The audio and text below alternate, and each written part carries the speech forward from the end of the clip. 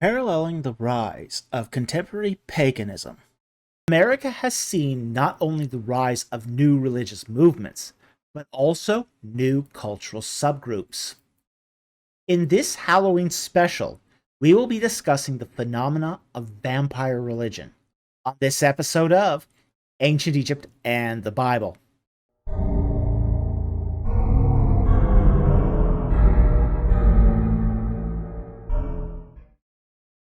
In this special, we are going to be talking about a rather unique phenomena, which is the rise of vampire religions as a new religious movement. By means of introduction, it's helpful to define the term vampire within the confines of the vampire subculture. The notion of a, quote, living vampire, end quote, is a departure from the view of a vampire as a reanimated cadaver. Rather, a living vampire is a member of a cultural subgroup that sustains life through the consuming of the blood or life force of another individual. Within that subculture, there are those who believe in vampirism as a religion. So what we're going to be looking at today is not sort of the phenomena of living vampirism as a whole, but really only those who claim to be living vampires, but also hold to vampirism as a specific religion as well. And while there are probably only between 10 and 30,000 adherents belonging to all vampire religions combined, most of the vampire religions that we're going to talk about are less than 40 years old. So, this is a very young religious movement. Now, living vampires are generally distinguished between two types that are called sanguine or psy, short for psychic, vampires. Vampires of the sanguine persuasion actually drink blood.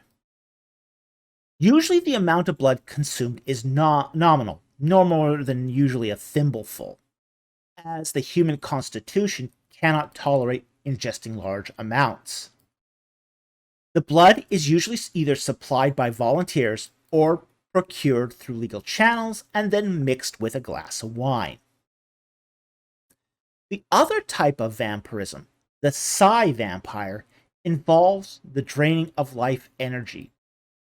The means through which some living vampires claim to drain energy varies, but can include touch, penetration of the skin, sexual contact, or even by line of sight. Now, kind of think of this like a faith healer. A faith healer, he stretches out his hand and he puts energy into you to heal you. That's what a faith healer does. Now, a psy vampire kind of does the opposite. He reaches out to you and he makes a withdrawal. He pulls energy out of you. Okay? So it's kind of the reverse of faith healing. So he's not putting energy into you like a faith healer. He's doing a withdrawal instead. And that's sort of the best way to think about this. Now, unlike sanguine vampirism, which depends solely upon volunteers, psy vampirism may access unwilling subjects, since the legalities that constrain the collection of blood from an unwilling host are not present with psy vampirism.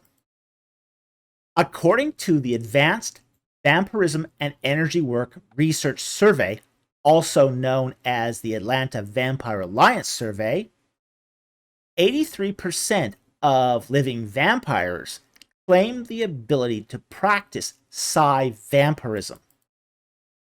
According to the same study, 15% of self-identified vampires currently feed exclusively from blood, while 35% exclusively from psychic energy.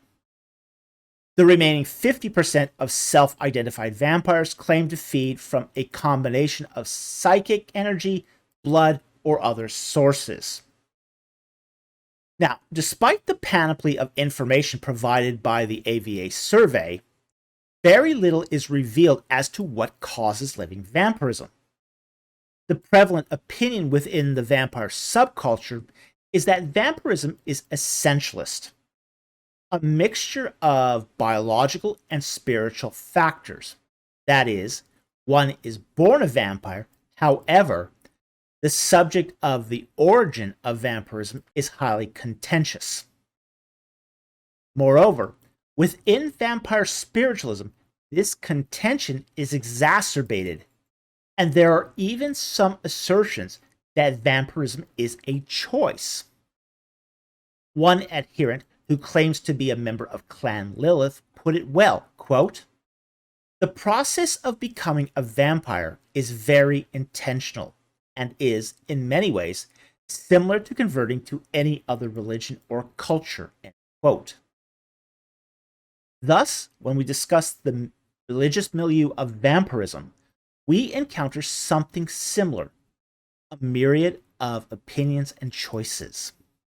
Now, while the number of persons identifying with vampire religions is small, the significance of this new kind of spirituality is that it represents a movement coming out of contemporary paganism.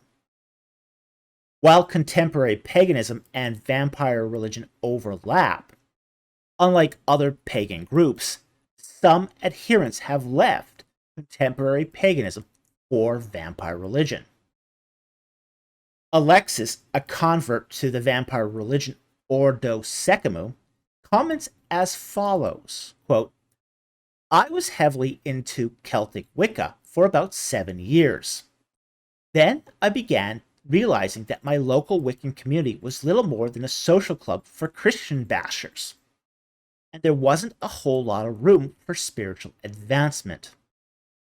I believed that Wicca could be a stepping stone to greater spiritual self-awareness. But the Wiccans I've been exposed to just weren't interested in progressing beyond spiritual mediocrity," end quote.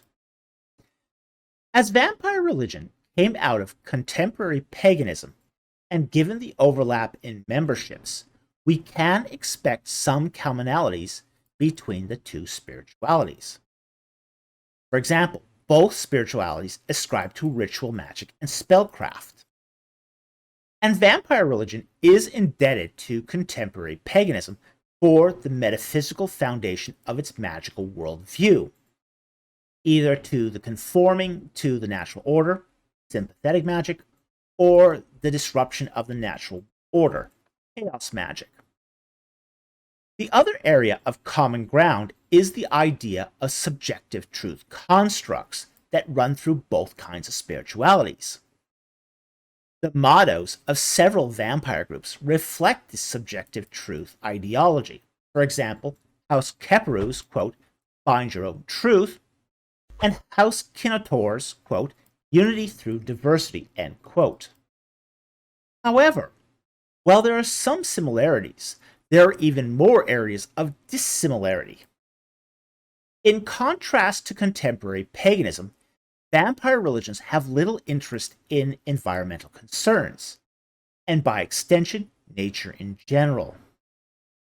Contemporary paganism tends to exalt nature deities and ancient polytheistic systems as theological archetypes, and is concerned with the environment, broaching into the arena of nature worship. On the other hand, vampire religions tend to be concerned with the ontology of vampires, but once that question is resolved, there seems to be no compelling need for further theological inquiry. As such, the function of vampire ontology seems to be to establish an epistemological position in context to the rest of humanity, rather than to establish moral or ethical foundations. Another contrast with contemporary paganism is that vampire religions tend to be conditionally exclusive rather than fully inclusive. While vampire religions will accept their members being part of other non-vampire religions such as Buddhism, Wicca, or even Christianity, membership into other vampire religions is often discouraged. The Temple of the Vampire, because of its claim to be the only authentic vampire religion, will discourage other vampiric religious affiliations. Likewise, House Keperu will discourage membership into elitist Luciferian groups because of a conflict with House Keperu's populist philosophy. Even so, the adherents of vampire religions are often interested in the affairs of other vampire groups, sometimes to the point of being meddlesome with conciliatory events, mergers, or even attempted takeovers. The final contrastive element between contemporary paganism and vampire religions is the view of human nature. Contemporary paganism tends towards an optimistic view of humanity, where the individual is seen as having an inherent goodness. Vampire religion tends towards pessimism and sees its own moral emptiness in light of its anthropology and projects that emptiness upon humanity as a whole. Within the discourse of the spiritualism of vampire religion, the consensus agrees to the general definition of a living vampire. Yet, there is disagreement as to a precise definition. Vampire religions agree that a vampire is a living person that feeds upon the blood or life energy, but debate as to whether a vampire needs to feed, how often she needs to feed, how to feed, is feeding to live or to feel alive. Nevertheless, the overwhelming majority of vampire religions repudiate violence and lawlessness. Some groups have established strict moral codes against violence. Because of the connotations between sanguinary and the popular view of vampirism and a mass media that is perceived to exploit these connotations to scare a misinformed public for ratings, especially as Halloween rolls around, many vampire religions have been compelled to make their position on violence clear. The ethics of vampire religions can be described as both consequentialist and deontological. It is consequentialist in that it focuses upon the effect, and deontological in that it often prescribes rule-based duties instead of ethical principles. The effect is that one avoids unnecessary negative exposure to themselves and the group. Now, for vampire religion, the avoidance of exposure is as much pragmatic as it is in principle. The Black Veil, also called the Rules of 13, a vampire religion statement of ethics, states as its first rule, quote, "This lifestyle is private and sacred. Do not hide your nature, but never show it off to those who won't understand," end quote. Another commonality among vampire religions is their anthropology. On the one hand, they generally regard human beings to be prey. They will regard non-vampiric humans as being similar to unthinking cattle.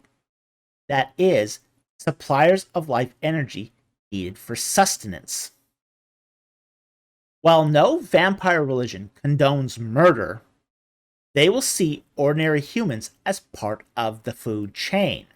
Quote, "The hierarchy of living beings on Earth is based upon the food chain. Ultimately, everything is reduced to the issue of who eats whom. To achieve the vampiric condition, the vampire must come to a predator's perspective towards human beings. It is impossible for one to become vampire if one is unwilling to prey upon the vital life force of humans." On the other hand, they will also see living vampires as advanced or superior spiritual beings. Among groups that practice sympathetic magic, being spiritually advanced is often based upon the ancient Gnostic idea that souls or angels become trapped in human bodies. Yet, among Luciferian groups, being spiritually advanced means that one has become more enlightened to one's own self-interests. Both groups agree that the essence of vampirism is the idea of the superior feeding off the inferior in a predator-prey relationship, which Aset Ka and the Black Order of the Dragon calls predatory spirituality. Predatory spirituality expresses the idea of humanity as prey and is an important concept in the religious rhetoric of vampire spirituality. Even when the term is not directly used, the concept of the predator-prey relationship exists in every vampire religion. Temple UVUP characterized their view towards feeding as, quote, vampires need to feed and humans are their prey, end quote. Even groups that restrict their primary feeding method to Psy vampirism, for example, House Keperu and House Kinator, quote from Michelle Bellinger's Psychic Vampire Codex, quote, many find such activities scandalous and unforgivable. But in truth, the groups that can be preyed upon in this fashion have little awareness that they have been victimized and suffer not from our predations, end quote. The vampire cult Ordo Secumum says, quote, as the psychic vampire's life force matures, strengthens, astral tendrils ooze towards the prey and wrap themselves around the victim, or piercing the victim's aura as a spider to the fly, end quote. Temple Sajaza repeats this concept, quote, this makes the vampire the ultimate majestic predator. They have earned their right to sit at the top of the food chain and extend their respect to all living creatures, end quote. A final common feature among vampire religions is that they claim to practice Psy vampirism exclusively. Only Ordo Secumum and Temple UVUP openly claim a sanguinary basis for their vampirism, that is, they drink blood. It is fairly typical for vampire religions to practice the drinking of blood, even while publicly disavowing the practice, as is best expressed in the words of Nicholas Stratlock. Quote, I do rituals on a daily basis, but blood rituals usually only during the full moon, and it's strictly from donors. We don't publicly acknowledge that the Temple of the Vampire practices blood rituals. It's a matter of personal taste.